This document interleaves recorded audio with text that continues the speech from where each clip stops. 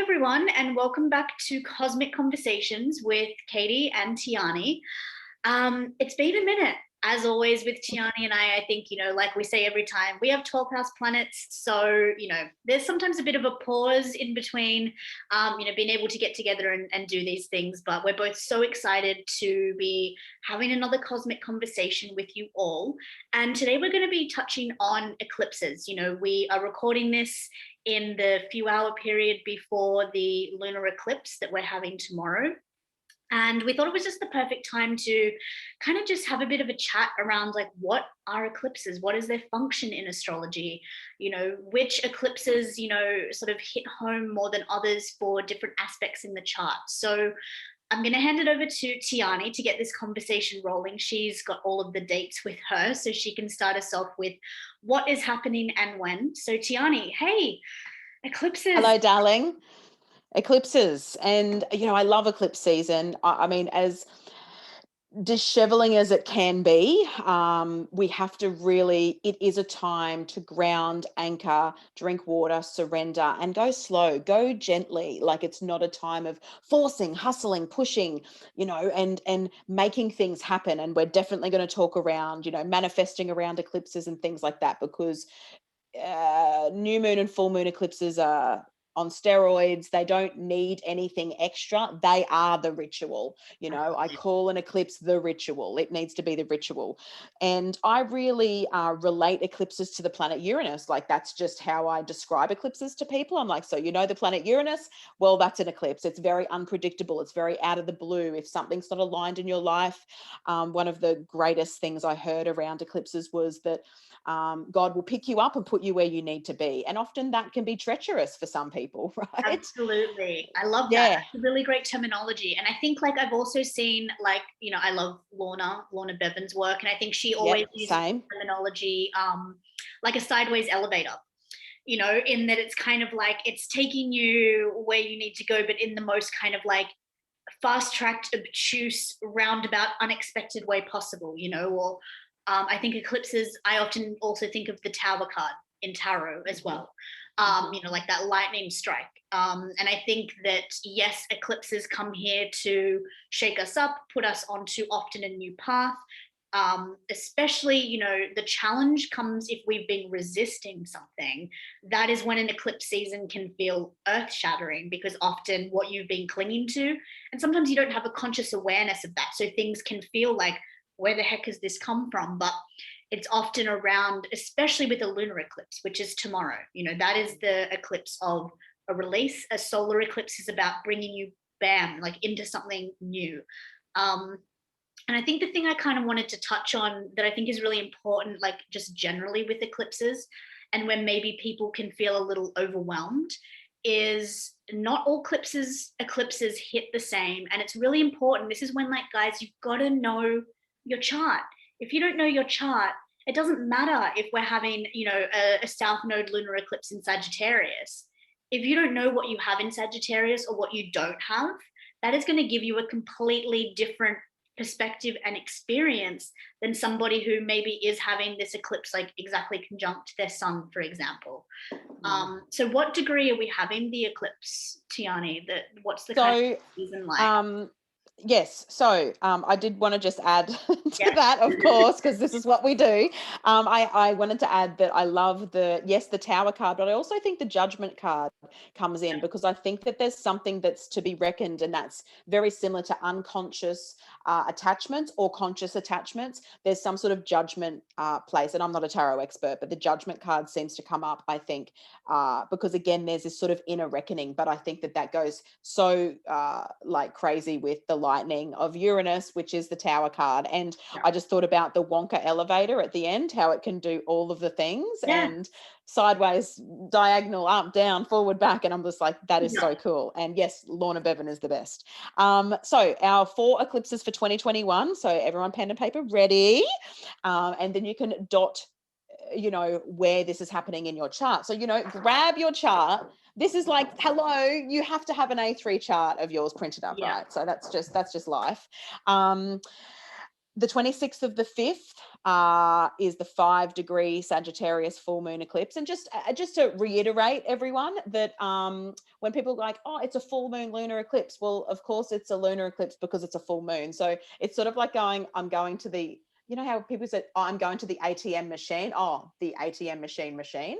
Like, it's a full moon eclipse. Like, you can say it's a full moon eclipse, or you can just say a lunar eclipse, because a lunar eclipse is obviously when the sun and the moon are opposite. So that's a full moon.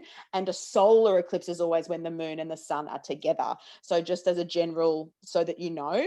The lunar eclipse, 5 degrees Sag, 26th of the 5th. And obviously I'm giving Australian time. So if you're in the Northern Hemisphere, you may have to adjust to the day before.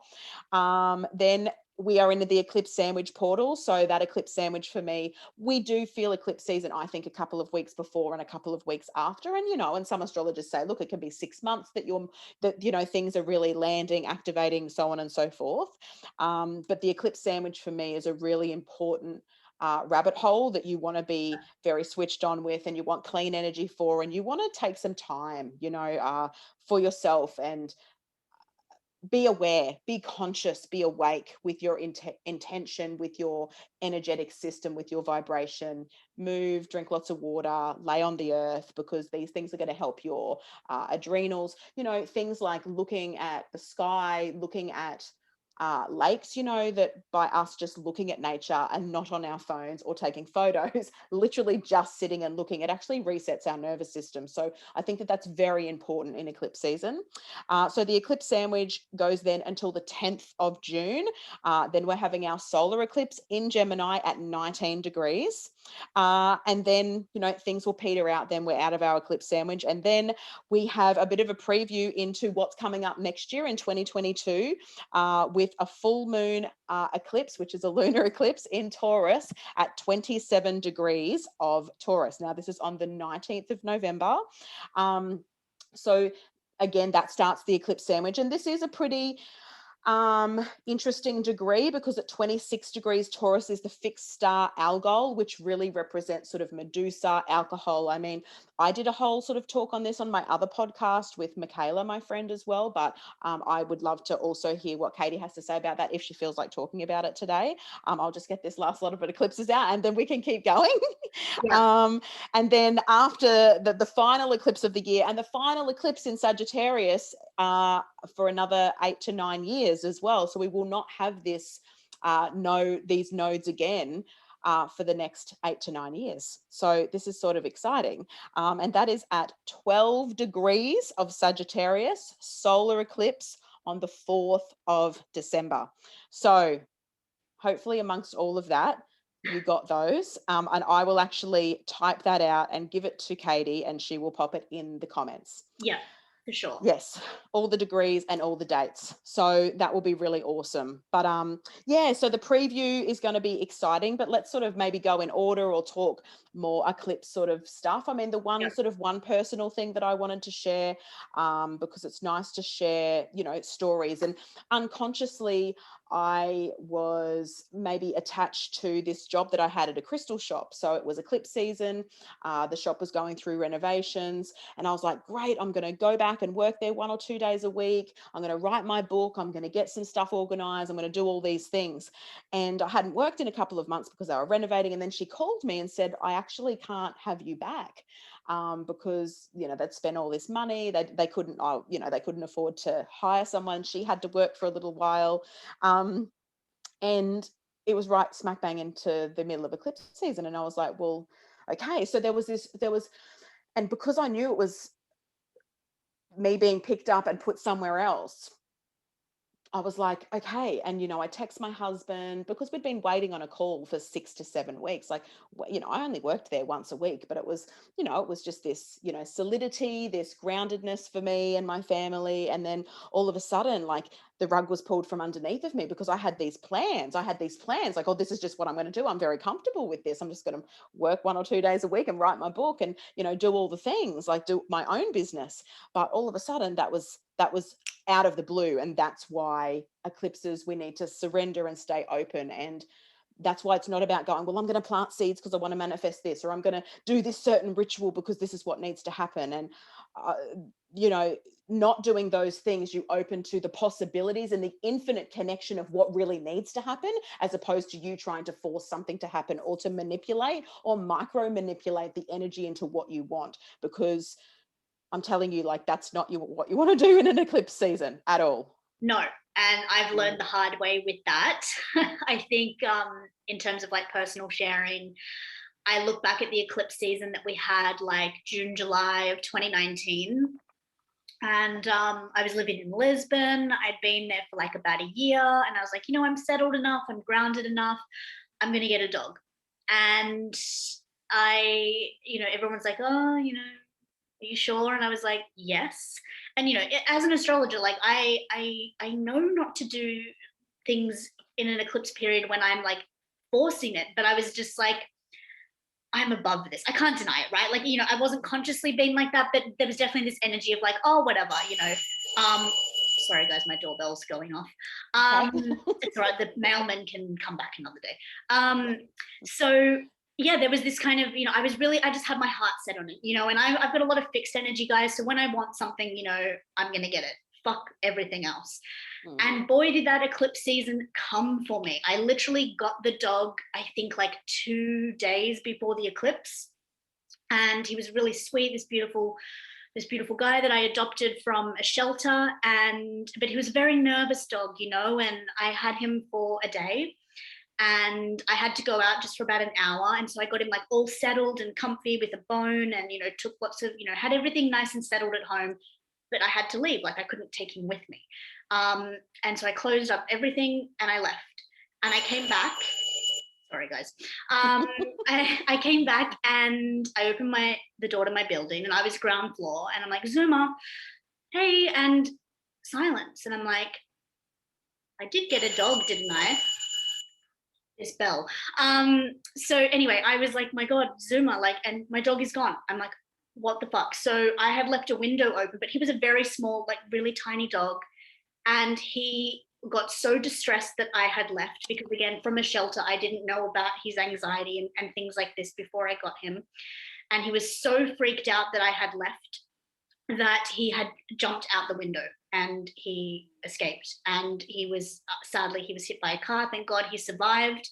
But the shelter took him back because that level of anxiety, like he can't be adopted out. And it was heartbreaking, like that feeling of going through the motions of like my dog is gone, like, and feeling so irresponsible, but so like the universe kind of just, it took its own path, because I recognized, like, it was a very humbling experience for me of how frankly like irresponsible I was, not with him leaving, like I could never have predicted that, but irresponsible, I think, in terms of like when I really sat with myself, I was like, this wasn't the time, and I kind of knew that as I was going through the motions, but I was resisting it and I was trying to micromanage, and it was terrible because the cost came at this poor animal, and I love animals, and to think that this had created a scenario where this animal could have been really injured was heartbreaking for me. And so I know this is kind of like not a very nice story to share, but I think it's important to sometimes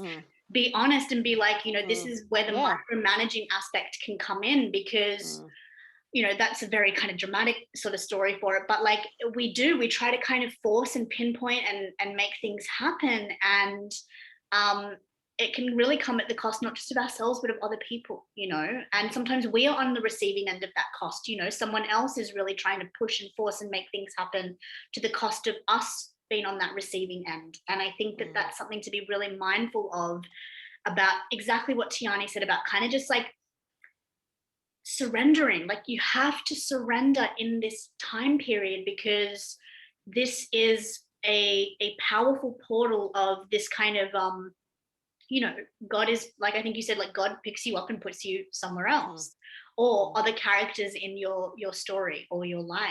And the more that you are trying to kind of like force something to happen, that the more quick that rug will be pulled out from under you.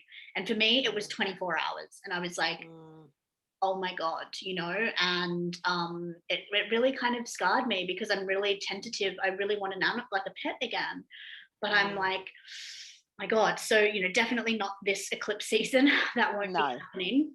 Um, but, what I also want to touch on though with this is that it's really important, like I said, to know where it is hitting in your chart, because I think what happens is, again, through the newfound love of astrology that is building and social media and all of these kind of things, there is like an abundance of information that you can read or listen to or whatever. But when we are just speaking about, a lunar eclipse in Sagittarius, yes, there's certain archetypes and boxes being ticked of potentialities around the archetype and theme of Sagittarius. And then, of course, Jupiter, the ruler of this eclipse. So, what are we going to think of? Of course, belief systems, religion, philosophy, learning. But when it's a lunar eclipse, it's about releasing around these themes. But you need to know what house this is then being funneled from, because it could be, if it's your seventh house, it could be your belief systems and how they merge and mesh with other people in your life. If it's your second house, it's like, how are your belief systems or philosophies affecting your income?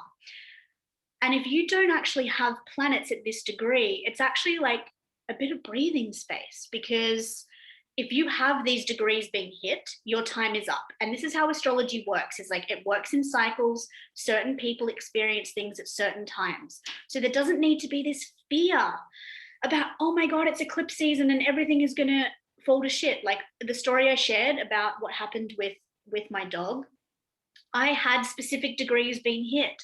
What was I thinking, right? But with these ones coming up over the next year, they're kind of around some of my natal planets. I do have a lot of mutable, but they're not specifically hitting. So everyone who has cardinal planets, you guys went through the ringer in the last couple of years, because we had the nodes in Capricorn and Cancer squaring, all of your transpersonal planets, even squaring your nodes. I know a lot of the early 90s babies have their nodes in, Cancer and Capricorn. So, if you actually are cardinal dominant, you can kind of breathe a bit of a sigh of relief in this cycle, because it's the mutable signs that are really up with eclipses. And then it's going to be the fixed signs with Taurus. And we're going to get a taste of that in November. And I think that's going to be where I want to hand it back to Tiarnie about Algol.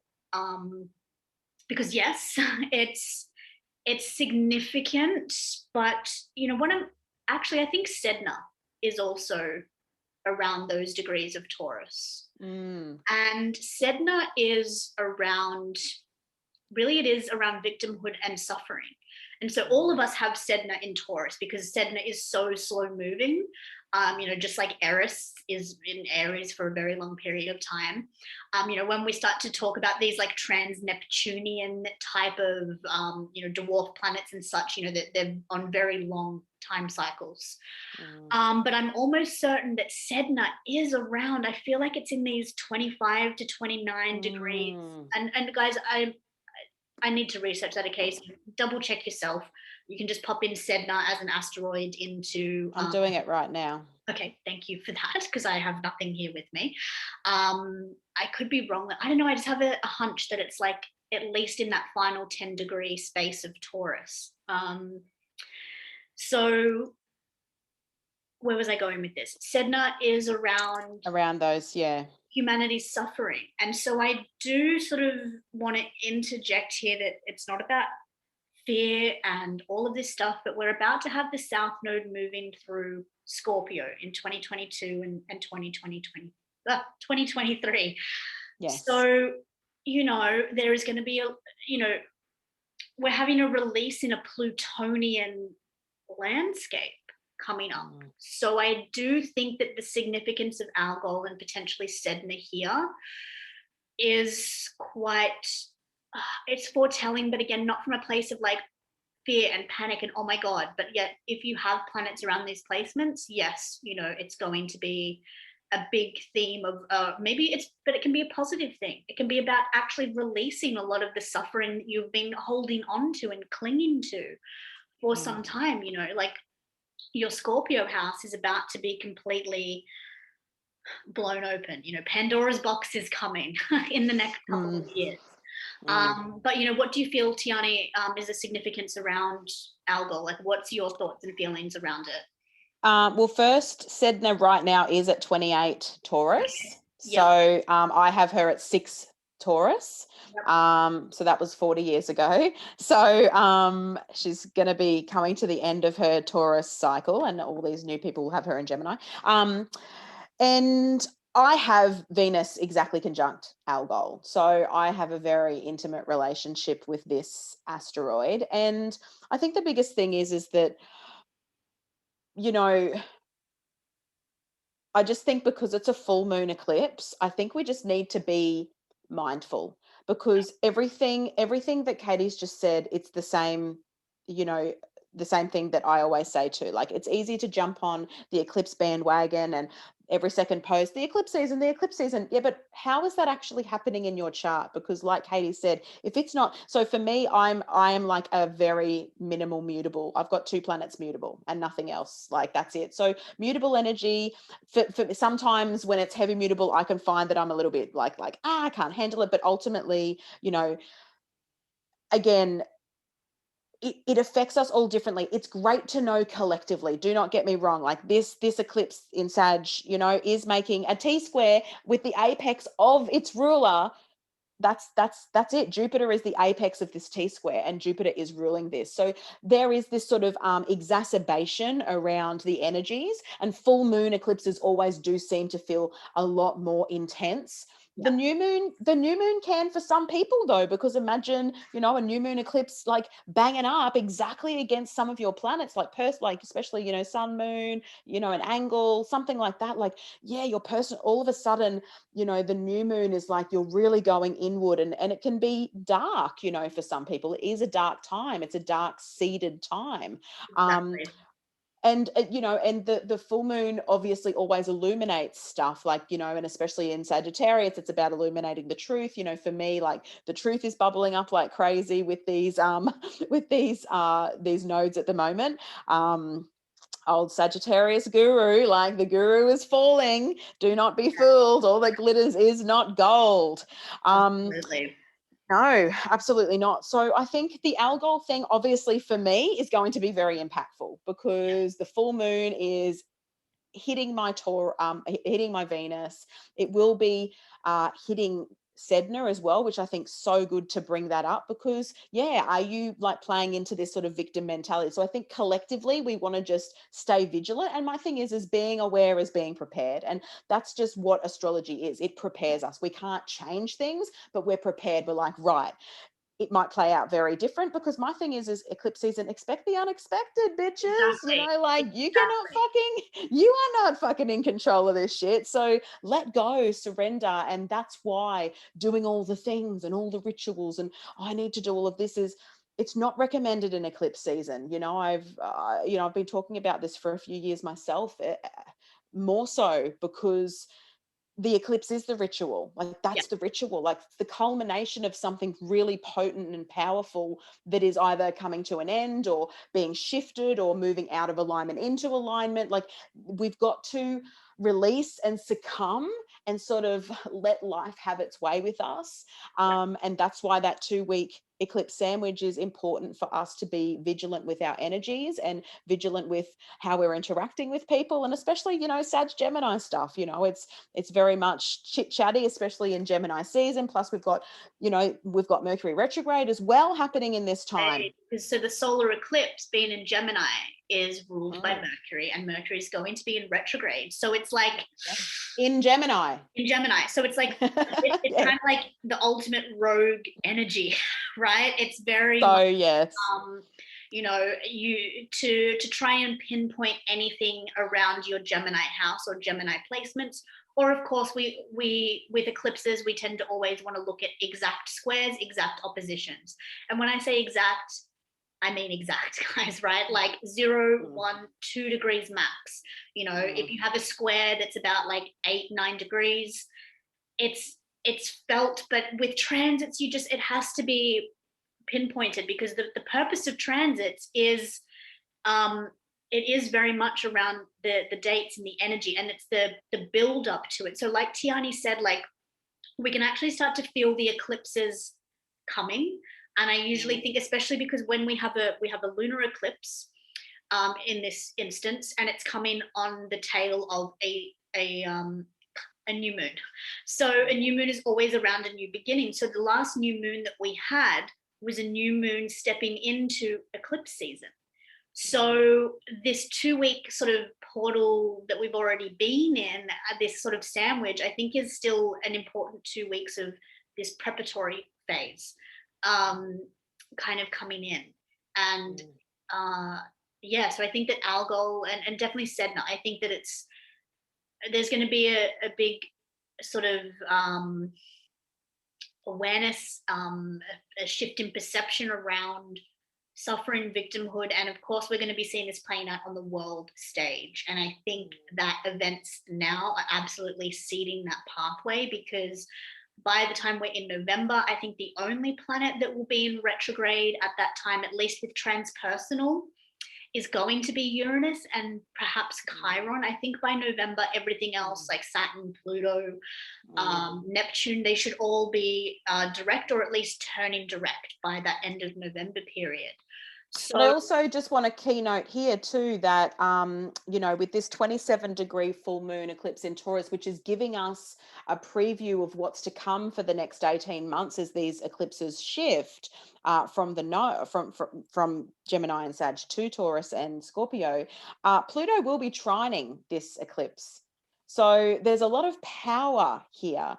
And I mean, it's a few degrees, but I think that a transit Pluto, it'll be what, like maybe 24, 25 degrees, trining a lunar eclipse. Like, yeah, come on, like that's and hectic. it's also going to then be exactly like in conjunct the galactic center at 27 Sag.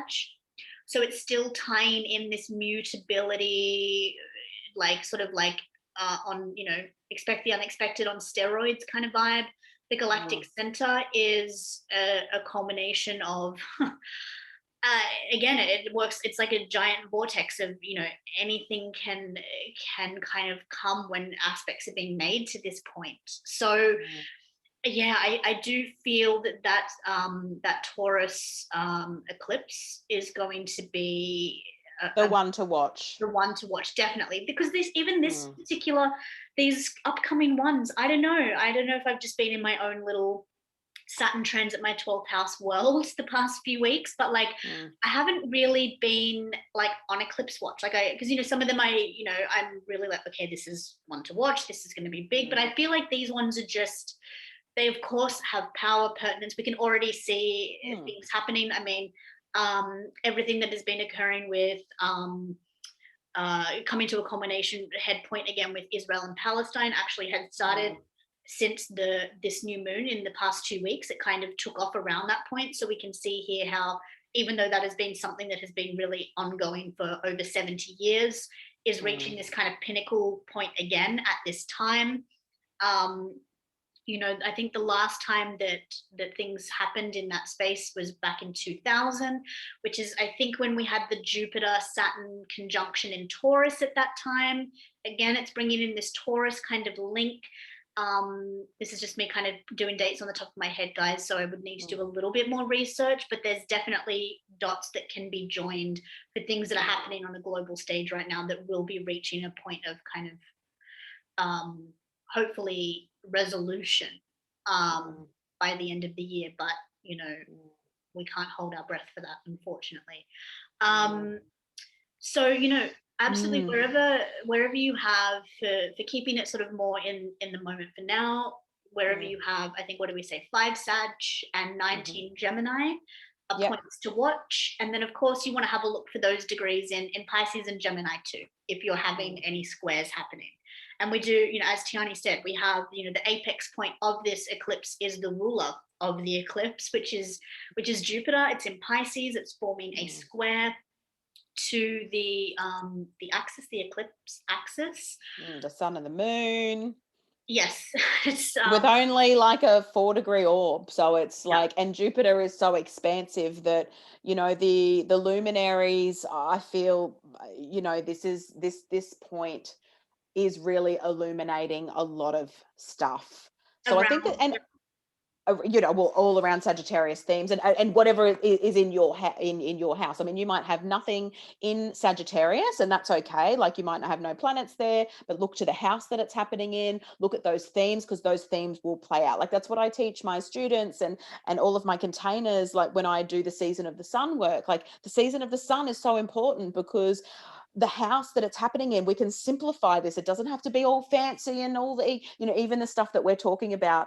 This is the whole reason we teach astrology, is so that you can understand when we're saying a square, or this, or, you know, or we just, oh, the ruler is this. And so the ruler is actually the apex of the T-square. Like, you're going to be able to get all that lingo once you start to understand astrology. Like, it's just the language, like, you know, speaking Spanish. Like, you know, once you understand it, you start to get in on the conversation, instead of sort of like sitting back and going, oh, I don't know what they're saying, but it sounds great. But you can even simplify it to the bare basics of just knowing where 5 degrees is in your chart. 5 degrees of Sag and 19 degrees of Gemini is in your chart. And like Katie said, do you have the other planets at that Pisces and Virgo at those signs, at those degrees as well? Because then there's these, you know, points that are being pinged, you know. But personally, I actually think the Gemini Sag eclipses was like, oh, okay, we can all just chill a little bit now. Like, I felt like it was a real chilled sort of, it's very few. We had 6 eclipses last year. We've only got 4 this year. We've only got 4 next year. So there seems to be a real different cycle, even though next year it will be different because of the Taurus Scorpio energy. Yeah, going to be some interesting stuff coming over the next couple of years, which we will continue to talk about. But for me, this Gem Sag, yes, if you're a heavy mutable, I'm sorry, like, you're going to get pinged, or your time has come, like Katie said. But I think that, I don't know, if anyone can handle anything, it's usually mutable signs. It's just like, oh yeah, like, Exactly. you know, It's water like, off a you know, duck's back. mutable signs are very, you know, open to change, or for the general consensus, right? Like, the more mutable planets you have, the more your ability to kind of go with the flow is. Adaptable. You're adaptable. Exactly. And, you know, but when the eclipses are going to shift into fixed signs, this is when I think, you know, because this is where the modalities are really important, because the fixed eclipses become tricky, because the very nature of an eclipse is change, mutability, go with the flow, be picked up and dropped off somewhere else.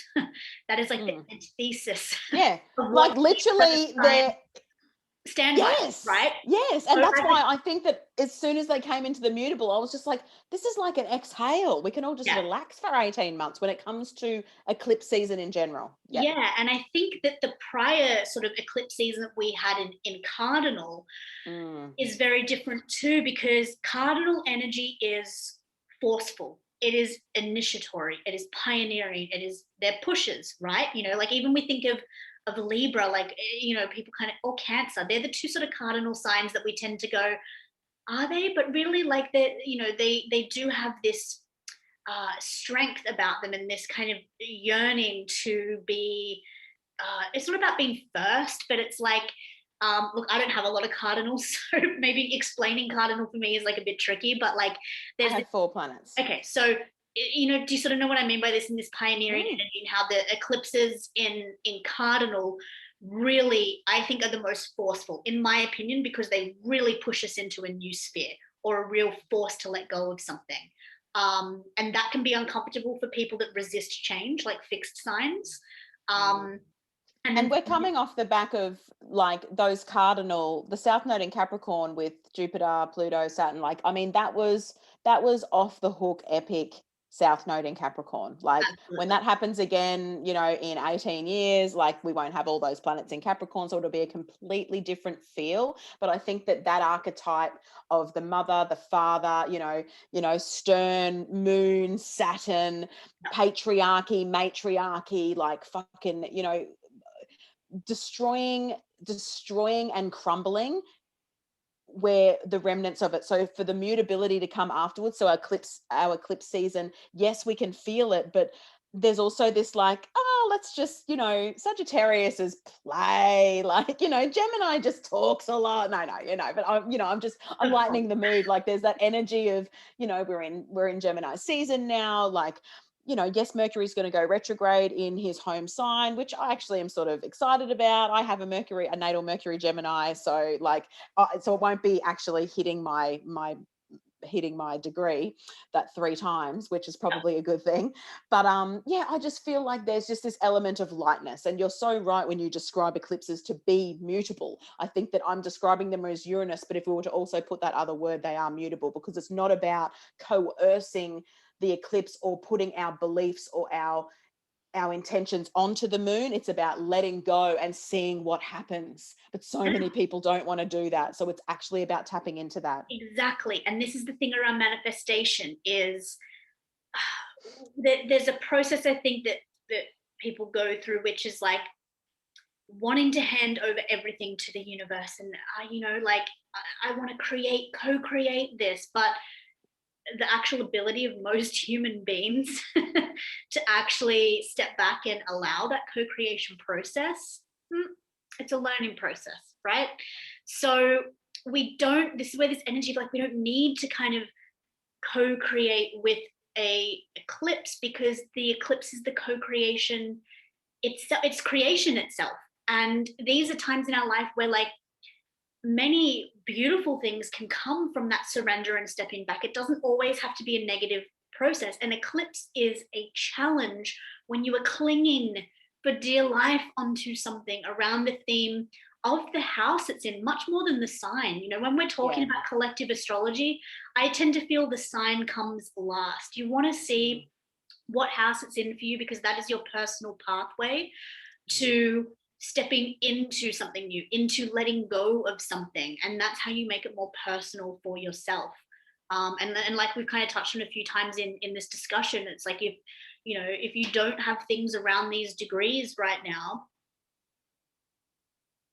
you don't relax, chill. Yeah. Like, Yeah. No need to get caught up in the bandwagon. I mean, if you're feeling something, that's cool, but just make sure that it's yours. It's not what everyone's telling you should feel. I mean, even as an astrologer, we show up to talk about the energy of the eclipse and maybe talk about what's going on, or the Sagittarius, or what house it's in for yourself, or all those things. But ultimately, your experience is your experience. Most good astrologers who have been teaching, practicing, living astrology for decades will only be sharing through experience. We're not telling you how you should feel or how you shouldn't feel in an eclipse season, or because it's in this sign it will be X, Y, and Z. That's not it. I just held an astrology retreat and I had a lady ask me about Black Moon Lilith in this sign. Like, she's like, what do you think? And I said, well, what do you think? This is your chart. You're experiencing this. And especially with certain points like Black Moon Lilith and Chiron, even, like, they're nearly indescribable. We can talk about them generically, cookbooky, and get some really good books. Tom Jacobs, amazing Black Moon Lilith guy, but all some great stuff. But at the end of the day, you're experiencing your own chart and no one else has access to that except for you. But it's about your awareness and being prepared of, for me, it's happening in my second chart, my second house. I don't really, it's opposing my Mercury, loosely separated, so it's not an application. So I'm like, like, I just cruise, like, for me, I give myself, it's the same with equinoxes and solstices. It's like, I give myself days of the year where I just decompress. I might go for a walk. I might just sit. I might go to the gym. I might have some tea. I might do some running. Like, I don't push or force anything or have to coerce my stuff onto what's happening. And, I always say to my students, and when I'm talking, we've got a new moon and a full moon every month to do things with or to work with. But I'm like, it's the same shit, different moon. People are constantly letting go of the same shit, constantly calling in and manifesting the same shit, because there is a process. And it's exactly what Katie was talking about. Manifestation isn't this, and don't even get me started with I'm making 10 grand because I am masturbating. Like, I can't even begin we're going to have a very good IGTV conversation and we will touch on that rubbish. But, like, channeling energy actually isn't releasing orgasms. Just, there's a hot fucking manifesting tip for you that I've been practicing for 2 decades with the 5 Tibetan rites. So that's a thing. Like, this new age tantric stuff, and now it's like, I manifest to make all my money, yet you're broke and you can't pay people. Yeah, great. And telling people that you just keep masturbating, like, woohoo, go you. Anyway, Don't get me started. It's Anyway, but the thing is it's the same shit, different moon, right? And so I think that, you know, if you're not, if the manifesting actually, you know, there is more things to be doing than just, you know, putting out things. And actually a big part of it is the allowing and the receiving and the surrendering. Like that's actually like 50% of you getting what you want. Like, yeah. and often it doesn't come in the way that people want it. So they keep asking for the same thing. And, you know, I heard something so fucking awesome from an astrologer ages ago, like a few years ago, I think in horary, like not just horary astrology where you're asking a specific question, you run the chart and that chart will give you the answer. Not that specifically, but just in general, when people go and they're always calling in the same thing, they're always releasing the same thing every year, every moon. And I think sometimes people get excited with the eclipses. Like, well, this is going to be the one. And it's like, you will be reckoned with if you want to do that on an eclipse, because this is not the time to be doing that. But what I heard was, when you've asked one question once, the first answer is, you know, if you've had to go outside of yourself, which, you know, I'm not big on, but it was so cool. So let me just, like, I'm making no sense here because I'm, you know, rambling because I'm so excited But about this. we're taking it in. We're listening. Yes.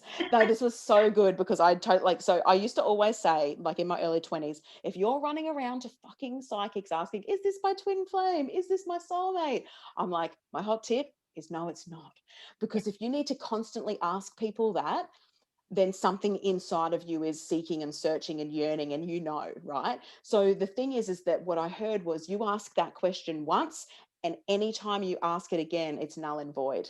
Yeah. Null and void. Like that is the power of the universe and the power of manifestation, that it is done. And when you surrender to it, it is done. And it might take 2 years. It honestly might. Fuck, it might take 10. But the thing is that, and I'm like a heavy Taurus chart, so I'm all about tortoise in the hare. And you know what? I'm like, slow and steady wins the race, motherfuckers. And, you know, I feel like I'm at that point in my life that I watch these flash frying the pan people, you know, doing all the masturbating and earning all the money. And I'm like, yeah, we won't even fucking hear from you in 2 months, mate. So, you know, keep doing it. Keep being, you know, like shot out of the gun and like a bull at a gate. You know, I know that I'm a Taurus and they say bull at a gate. I'm like, mate, a bull isn't at a gate. A bull is just sitting around lazy as fuck. Let's be honest. So slow and steady. But my point is that my real point is that, you know, same shit, different moon. Instead of doing anything, do nothing and see what happens. Sitting in stillness, sitting quiet, sitting with nature, sitting with the earth, sitting with yourself, and not asking or, you know, doing all the things. Yeah, have a smudge and do all those beautiful little things. I'm not saying don't enjoy the full moon, don't enjoy her. Like, we want to enjoy her, let her illuminate, stand underneath her. I mean, I'm going to have my telescope out. I'm going to be watching her with my family. It's going to be magical. We just embrace that. Why does it have to, you know, everyone wants to make things bigger than what they are? Like, let it be simple. And that is what I wanted to say. No, and it's so important because I think the process of like, I feel like so many things now, like require proof that it happened, right? Instead of just living in the moment and being like, I just enjoyed myself, I just relaxed, I just did nothing on a full moon. I slept. I watched Real Housewives of Beverly Hills. Yes. That's me personally. Yes. Me too. Really? Oh my god. Okay. Oh my god, it's my favorite. Don't even start. Yeah. You know, and my dirty little secret. Yeah, it's mine too. Now the whole world knows. No. Oh my god, and New York, Roni. Oh my god. I just watched New York. I just finished season 4. My god. I'm on season 4. I just started season 4 last night. Oh my god. Okay, I just finished the whole thing. Don't even start. Oh, Alex, go, Alex. You're gonna love it. Okay, go. Yes. So, but that's, you know, like, do shit that you enjoy. Like, use the full moon as a ritual, as like actual rest and rejuvenation. You know, and it doesn't have to be around like bubble baths and things like that. And hey, if that's what you love doing, like, do it. But like, you know, the art of rest and rejuvenation and all of these like RE words that come in with like retrogrades and things like this. Like, I think that a full moon monthly is that time for that. But we don't live in a world that is conducive for that type of flow. So you need to cultivate that yourself. And it doesn't need to be via a ritual that is posted to your stories every month and telling everybody, like, I burned this candle at this time and I did, like, these are beautiful things, but it doesn't, how can I put it? It's like you haven't missed an opportunity for that lunation by not doing those things. Yeah. These are beautiful tools to assist and to work with. Absolutely. There is something I think so beautiful about lighting a candle in honor and sacredness. And, why do you think when you walk into, even if you're not religious, you walk into a church and there's, set up like where the candles are lit for people, it is a reverence and it's an honoring. But it's like the universe isn't going to come like shattering your life because you didn't light a candle on the full moon. And I just think that that's something that we actually all go through the motions of that. Like, I'm not saying that because like I've never done that and like, you're stupid for doing that. Not at all. Like, I've definitely gone through phases in my life where I've been too excuse me, attached to the ritual, from the perspective of fear of like, if I don't do this, So good. I won't take that opportunity. Even in terms of like, I've always like, I don't post a lot of, astrology online. Like, it's mostly more for people that are working more intimately with me, where I'm sharing a lot more. But I tend to always show up for the new and full moon. But I've also kind of come to a point where like sometimes I just don't want to fucking write. And I don't want to have to tell everybody what the energy is, because yes, I'm an astrologer and this is my work. And yes, I'm here to guide you for these things, but I'm also somebody living it. And sometimes I just don't want to have to be present for it. And that's okay. That's part of my process. Like, often when there's moons in Libra, for example, that's my 8th house. Guys, I don't have the capacity often to show up for those moments. And so I've learned to honor that. And because I used to mentally resist it, I would go, oh my God, people aren't, they're going to be like, why isn't she posting and why isn't she sharing? And I just go, because I'm not. And that's okay. And there's so much confusion. I think is like a final thing we can kind of touch on and wrap up here is like, one of the biggest kind of questions that I get from students, or even just sometimes people in my DMs, is because of this kind of popularity or over focus. That's not what I want to say, but anyways, Oversharing. Oversharing, or just overemphasis. Emphasis. There we go. That's the word. On the new and full moons, is that people that aren't astrologers, so content creators or just people with influencers, all the influencers. The thing is, there's so many posts that start to come up around the full moon a week before the moon is full. And so people get fucking confused, because I have people messaging me going, oh my God, like, yes, that's why I'm so exhausted today. Oh my God, the full moon. It's like, girl, the full moon is next Wednesday. Like, the moon is currently at its, 3rd quarter square right now. Like, that's a completely different energy and experience.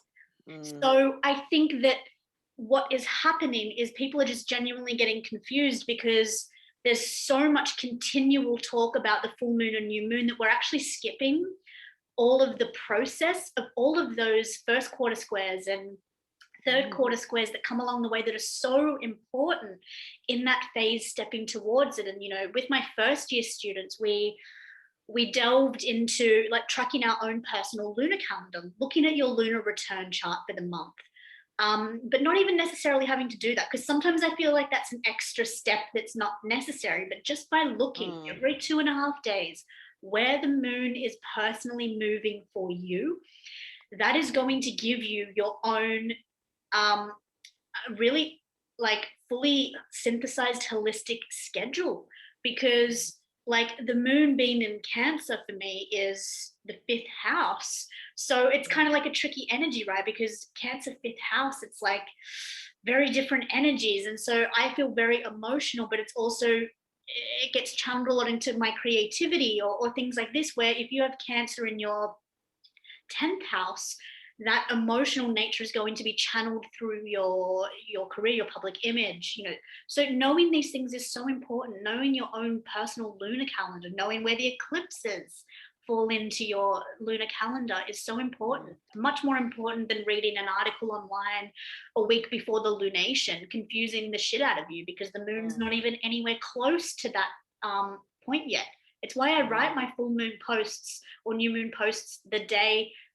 I find it really hard. Like right now, the moon is still in Scorpio, right? Because we have the eclipse at 5 degrees of Sag.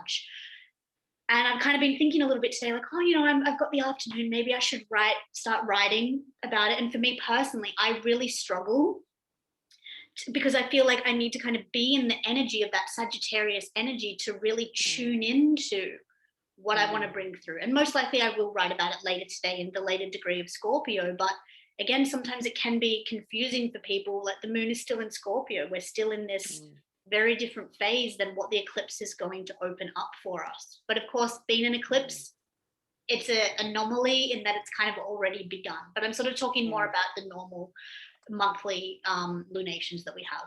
I feel like I'm tangenting now, so thanks guys. No. Thanks for listening. No, I think that was like really great stuff to talk about too, is that the sacred art of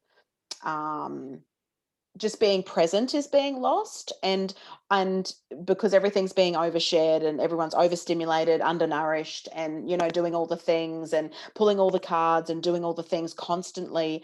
One of my most powerful releases under a Scorpio full moon a few years ago, releasing my mother from my whole life, which has just been absolute freedom and liberation. My birth mother, I'm a moon square Pluto native. So this was a wonderful thing that happened, with literally me standing under the moon with no tools, because I am my own medicine, and me and the moon, we can do the work. We don't need all the stuff. Is it nice sometimes? Absolutely. Sometimes like if I feel to pull a card, I will, but often I don't. And I did in my 20s, absolutely, it does become sort of a part of your ritual, and it's what you do. And until you realize that you're not missing anything by not pulling the card, by not lighting the candle. Like you're not, like it's beautiful to do those things. And I think it's a great point that you're making. And I just wanted to share that my most powerful, where something actually happened within 48 hours, completely gone out of my life. I'd cleared DNA, cellular memory. I'd cleared ancestor stuff, like literally cleared it.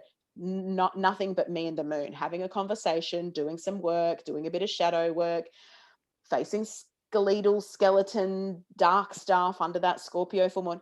Amazing. And it had nothing to do with anyone else but me and the moon. And I just want to share, but because I know we're going to wrap up, because this is obviously a long thing, because we haven't gotten on here for so long and we've always have lots to share. But just remembering that this full moon eclipse in Sag, of course, that culmination, then we have a new moon eclipse, a solar eclipse on the 4th. So we're sort of releasing something here that we're then going to, interestingly enough, like maybe the same house for you is being activated at 12 degrees Sagittarius for the final Sagittarian Gemini eclipse for these nodes. So, I wanted to just, recall, like, that's where this 6-month cycle can come in. So how do you feel about that, like the 6-month cycle?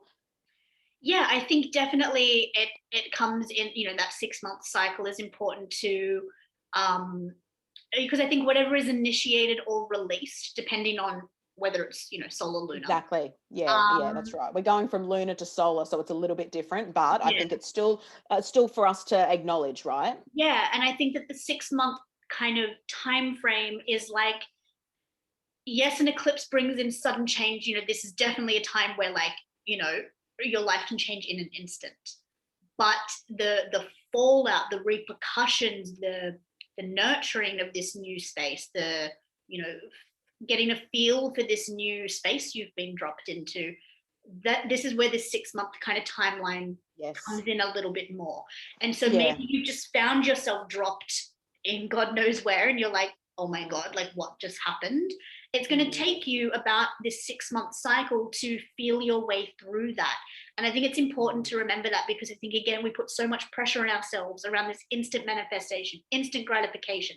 I've got to have it all figured out. Like, I've got to have it like yesterday. And the purpose of the 6 month cycle is to allow you that space to feel into this new phase, that because both of them bring a new phase, because it's either a new phase of a complete new beginning, or it's the new beginning that's come from having to release something very suddenly. They both really. Exactly. I knew I had to say it Yeah, because obviously it's easier to see if it's a new moon eclipse because there's this cycle 6 months later. But what you said was absolutely it, because what you've released, which actually opens something new for you, might take 6 months to settle, or something you release. It might not even happen for 6 months. But yes, instant stuff is electrical in eclipse season too. Expect the unexpected. Don't be too attached to anything, but know that, if you are, like, maybe it's that you're going through a divorce or your house settlement or something, and there's all these things taking time. I think Katie's hit the nail on the head with saying that, hey, it might take until that new moon,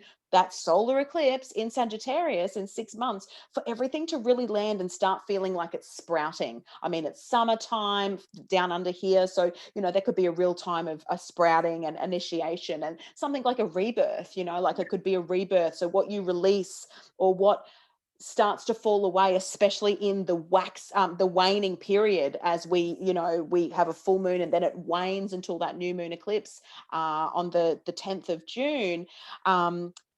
There's a purge. We're purging the first eclipse of the year. It's a full purge. It's a dynamic purge. It's a space of release and letting go, and again, surrender, and being on the earth, and healing, deep healing, clear the clutter, the physical clutter, the mental clutter. Like, it's a great time of purge and release. So yeah, that culmination could be that solar eclipse in December, the 4th of December, where things start to feel better. And so, there's always light, and the light can be immediately, the light can take time. But again, instant gratification is just the way of the world these days, isn't it?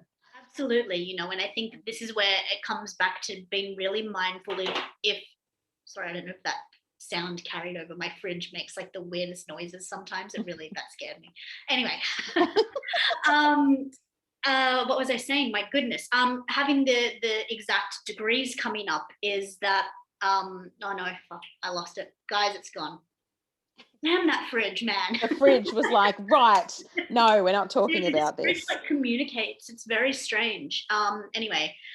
Whew, if you have degrees, your time is coming up, but that still doesn't mean that there's going to be this instant energy. And what I mean by this is, yes, there can be tumultuousness with eclipses, but we need to remember that hectic, big, life-changing moments can happen at any point in time in accordance with your own personal calendar, your birth chart.